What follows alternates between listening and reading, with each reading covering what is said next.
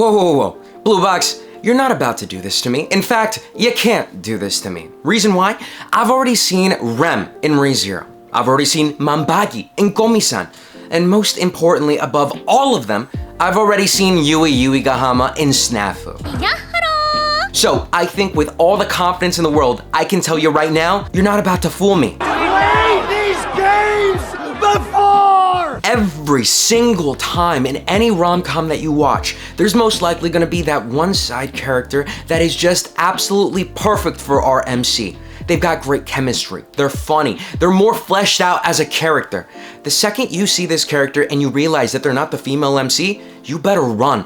Flags have to be raised at that exact second, because if you jump ship and join them, well, you're in for a terrible ride. These characters are placed in our series because the mangakas, because the animators, they want you to feel heartbreak when that moment comes. They want to build you up just so that they can tear you down. It is doomed from the start, and Hina is absolutely no different, sadly. If you think she had a shot in any of this, well, you're just as delusional as me or as her. Because the second that episode 1 came on and you saw Taiki and Shinatsu having a conversation, well, you knew that there was absolutely no shot in hell for her to make it. Truth is, the game was rigged from the start. But damn, does the anime really try to sell you on her as a character?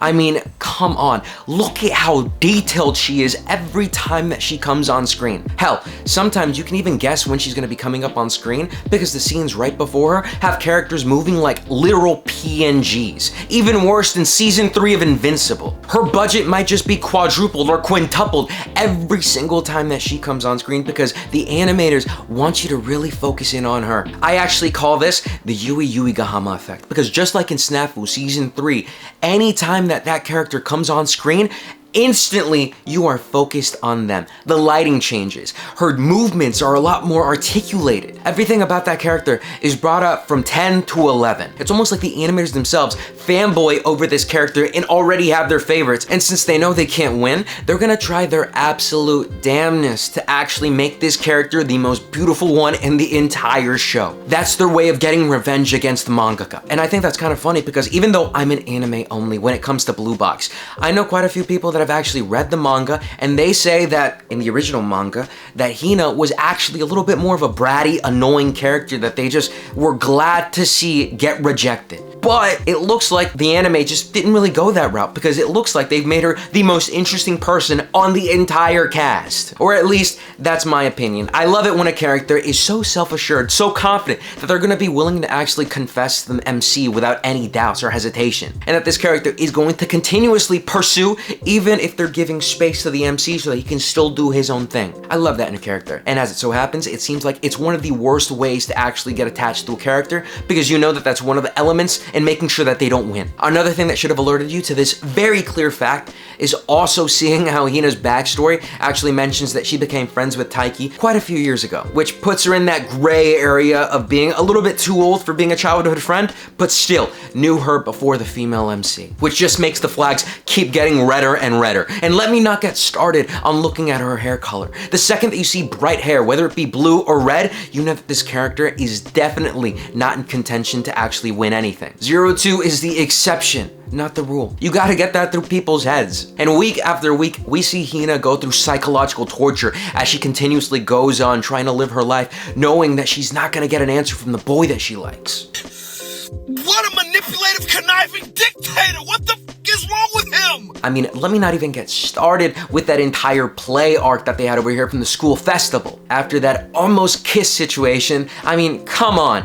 Put some more respect on her name. She was agonizing over this for so long. But, I'm not saying that Taiki or Chinatsu are bad people, or that they're bad characters in the slightest. No, they're good characters and they have absolutely no flaws, which is probably my biggest critique about the series at large. These characters have absolutely no drama, barely any inner turmoil that goes on inside of their lives other than like the matches that they have. And it's just really cookie cutter when it comes to how they are as people. That's why I was more of a fan with Hina, because she was at least a little bit interesting and we actually got to know her and her personality a lot more than Chinatsu, even though Chinatsu is a very good character too. I like her. She's nice. And so far, because that's how it is, that's all we really know of her. Taiki stood his ground. I respect that, but seeing her cry like that, that hurts. That definitely does hurt. Out of all of this, easily I can say that episode 24 has been my favorite episode in the entire season, just because of that. Kept it more grounded, kept it more serious, and it hit us where it needed to. I respect that. Blue Box as a series was pretty okay. I mean, it's not like the craziest thing that you've ever seen in the world,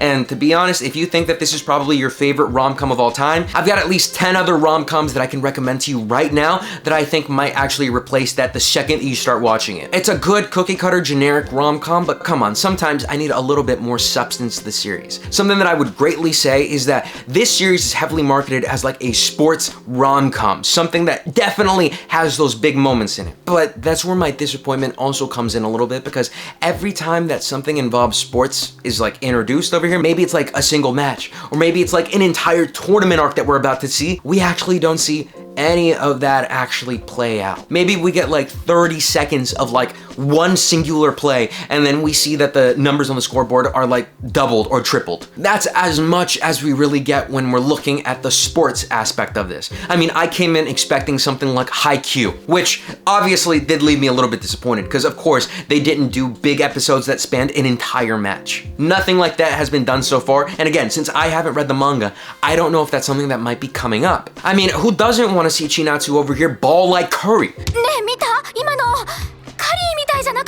I want to see that happen, and I want to see that animated with the best resolution that there is. Maybe give some of Hina's budget over to the games. But since the entire story just revolves around those two elements, being romance and sports, I would have at least expected a little bit more emphasis on the sports side of things, other than just like the casual mention or the partial look at a game. They're always dressed up in sports gear, and they're always like in the locker room or the gym. Come on, I need to see some substance there. I need to see their hard work actually pay off, and not just someone telling me that their hard work is paying off. Seeing the same few static images of Taiki hitting a ball and then someone going, he's faster that time, doesn't do it for me. I gotta see a little more. If anything, we get a little bit more action when it comes to Hina, because she actually is seen doing some of her dances. Another point right there for her and her budget. But now that Hina is out from the running, I'm interested to see what they're gonna be doing in season 2. Something else that's gonna keep me hooked into the series, whether it be the sports or whether it be something in the relationship that we see budding finally. I mean, Taiki and Chinatsu actually have to have some better conversations other than the one that they had at the beach and one that they had at the fireworks. Those are the only 2 times that I've gone, these 2 characters actually have some good rapport with one another. We need to see more scenes like that to have people more justifiably on Chinatsu's side. We just gotta see her struggles too, and throughout the season, we've been poking at her issues